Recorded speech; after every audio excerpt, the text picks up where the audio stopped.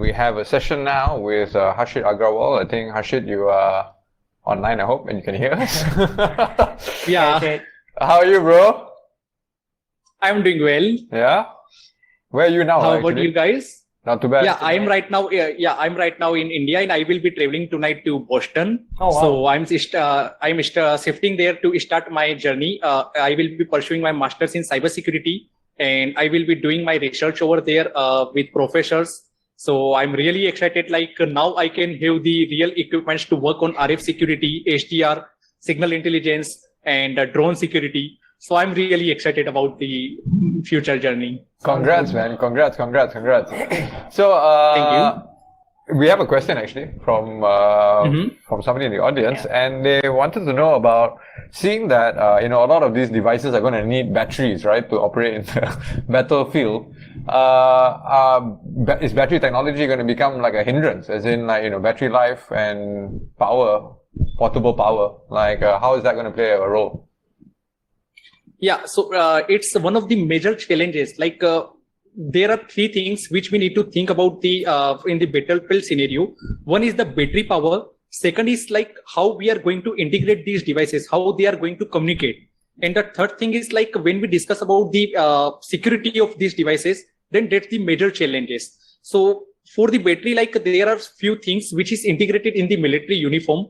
Right now they are using the kind of like all of their uniform, it's all covered with the battery. So it's like, let's say if we are connecting it with a wire, and in the battlefield, let's say if wire gets disconnected, then you will be out of the power. So just to ensure that all of their soldier weights, it's made of the battery. And the another challenge is the battery power. So most of them are like using very low powered IoT devices, and which again increase the threat for the cryptography. Like that's the reason if we are using the if there's a battery constraint, we cannot use the high powered computational devices for enduring security, the cryptography, and that are the security challenges going to always there. So battery constraint is one of the major thing which army military forces are working on and researching. And that's like if we have a very good battery life, we can have the very good we can use the advanced algorithm, cryptography algorithm, to ensure the security as well.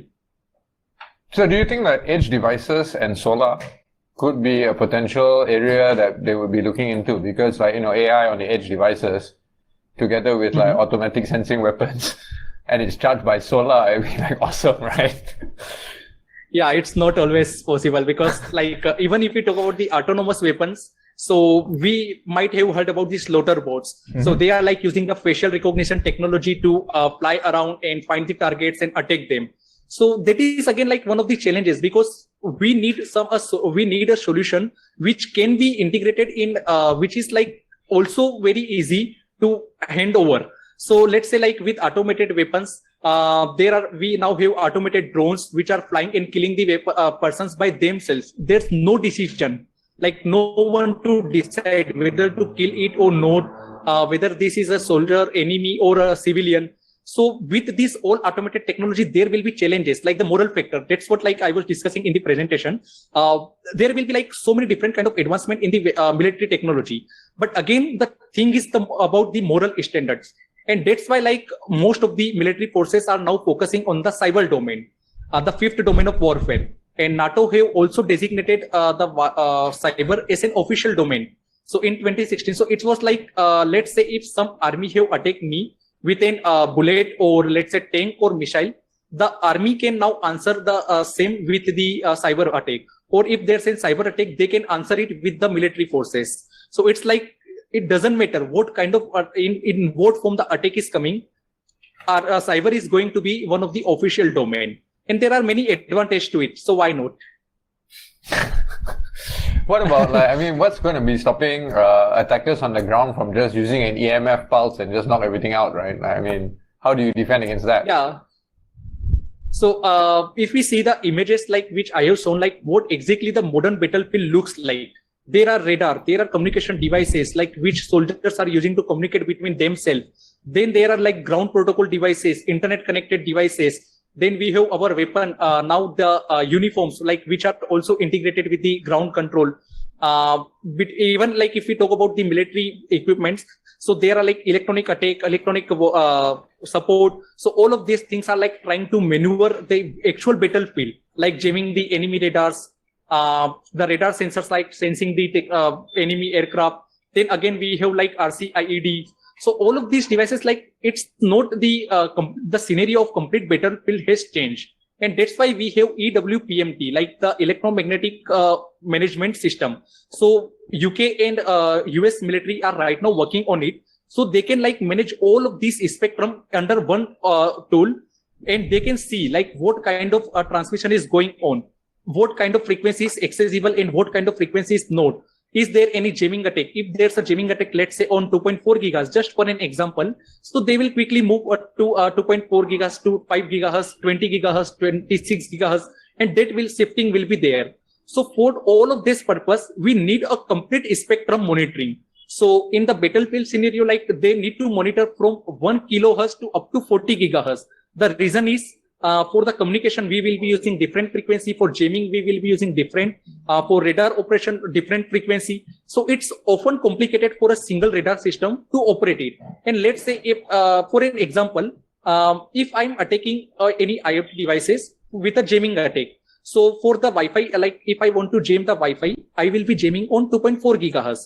Now I need to quickly shift my frequency from 2.4 gigahertz to 5.8 gigahertz in sense of military. And let's say if they have sensed that, okay, I have switched my frequency, then again, I need to continuously like frequency hopping should be there. And that need to be very advanced. Like it should not be like, okay, it's delayed by 5 minutes, because in battlefield scenario, if there's a delay of even a minute in the communication, then we are like the enemy forces will take advantage of it. So it need to be fast, it need to be secure, and also it need to be like remote solution. Like it should not be like we have a very large devices, because that cannot be deployed in the battlefield. So it need to be mobile. So these are again some of the challenges. For independent researcher, so let's just say somebody who wants to start getting into RF, right? Like what would your advice be, as in terms of hardware to acquire, and like, you know, which kind of protocols would be, where would you find the most bugs basically, and the most bang for buck, so that at least you don't get demotivated? In your opinion, what would you suggest? So the most, like if I discuss from the general scenario, or like what practically happening in real life right now, drone in India is one of the major security challenges which we all are facing. And that is again based on the, if we like fire the bullet on it, if we fire the net guns on it, it's not going to be effective, because we need some solution which can tackle down 100 of drones down, and all are coming at the same time. So RF is one of the only solution which is going to play a role, and that can only counter all of the drones. This is an example with the drone. Now the same scenario comes like the, if we study the RF, we can, there are hundreds of applications, we can take advantage of it. The same knowledge, same concept can be used to secure the airport. So in airport, like we have ASDEX radar, which is used for like ground movement radar, we can say. So we can track using it like all of the aircraft, the bus or which we have on the ground of the airport. So now the challenge is like, let's say if there's any drone which is inside the proximity of aircraft or airport, it's very difficult for the radar system to detect it because of its size. And even like ASDEX radar cannot detect it. So we need some kind of advancement there. So there we can use multiple HDR devices that can be deployed on various locations of the airport. So just because of the buildings, there's a shadow. And because of that shadow, drone was HD radar was not able to detect. But with these cognitive HDR systems, we can detect it. So this is another example which can be used with the same knowledge and concept of the RF. Now the third thing is like same knowledge can be utilized in the battlefield. So let's say if I'm in a battlefield and I'm trying to communicate with the enemy. So, I'm trying to communicate with my friendly forces. So enemy can like fingerprint my RF's data, like whether I'm transmitting, on what frequency I'm transmitting. If let's say I want to secure myself and I don't want my enemy to know that I'm present here, so I should transmit my signals in a way that is on the enemy, like on which frequency enemy is also transmitting. So let's say if two people in the enemy side are transmitting on 1.4 gigahertz and they are actively listening on other frequency, and if somehow suddenly I transmit on 1.6 gigahertz, so they know now that there was no transmission done by us on 1.46 gigahertz. if there's a transmission, it means like there's someone from the opposite side. So this is how like the RF fingerprinting works. And once we have the RF signal, we can use it from the database to detect. So now the same knowledge and concept is being used for the battlefield scenario. Same thing can be used in our corporate offices. Many times we have like no cell phone policy or no wireless devices beyond this area, but still employers take it, like or clients take it. So how can we detect it? So we can have an environment where we can deploy the HDR sensors and we can identify that, okay, in our office, if people are coming with wireless headphone, they are coming with a smartwatch, they are coming with mobile phones. So it is only working on the frequency 900 megahertz, 2.4 gigahertz and 2.5 gigahertz. Let's say if there's someone broadcasting on a frequency of 2.1 gigahertz, we know now that there was no wireless devices in our corporate office which was allowed to work on 2.41 gigahertz. It means someone is trying to attack the Zigbee or LoRa protocol or devices of our environment. So this is how like we can use the same technology, same concept and same knowledge of RF in different domains of real life. Another example like which I will say is a major challenges and need to be addressed is air traffic control. So on ATC tower, we are right now only monitoring the aircraft. The same ATC tower can be used to monitor the drone. So let's say if there's a drone, they need to register, like in India, we have a drone ID similar to the US. So person need to register their drone ID such as similar in a way like how our Wi-Fi router broadcast, like the IMEI, the MAC address. In the same way, drone will broadcast the drone ID. So we will know like, okay, this person is present over here, this drone is present over here. We need to ask this person to take it down. So as an independent security researcher, I will suggest everyone to focus on the basics of RF. And the basics of RF like antenna design, how radio frequency actually works, the maths and physics behind it. And that same knowledge can be used in all applications, like it depends on your interest. So yeah.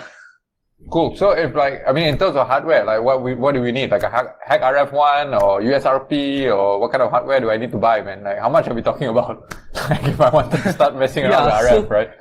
I think like most of our commercial devices which we are using daily life are using frequency from 1 gigahertz to 6 gigahertz. Mm-hmm. So RTL HDR can snip from, RTL HDR can only snip, it cannot transmit. So that cost hardly like $5 or $10. Okay. And that can be used to snip up to 2.1 gigahertz.